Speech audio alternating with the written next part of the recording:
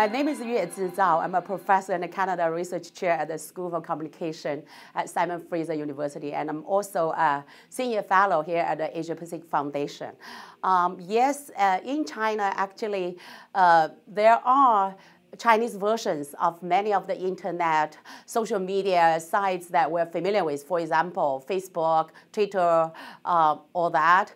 And at the same time, these Chinese platforms delivering services that's quite wide range, including messaging, group, chat, games, even food deliveries. In terms of e-governance, the Chinese government has done tremendous amount to deliver government services through online in terms of social media, not in terms so much about the use, but the way the Chinese government and also not only central government, but also local government is trying to create small business opportunities online. So the government, for example, have set up tremendous of agencies and also small capital investment to encourage online businesses, internet applications in terms of what they call Internet Plus, as a way to revitalize the Chinese economy and create entrepreneurs online.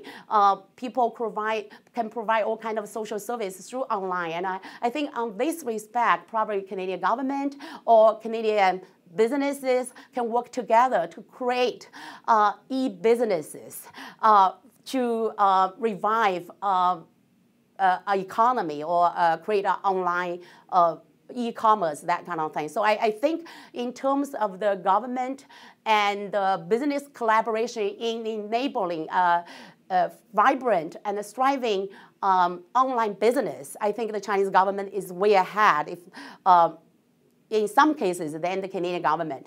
The other, I think, is a little bit more controversial. That is, because in China, because the Chinese government is so wary of Western influence, especially American influence, therefore they, were very adamant in creating Chinese versions of this and that, especially against the US. So they have, for example, Sina as opposed to Twitter, or Chinese version in terms of Facebook.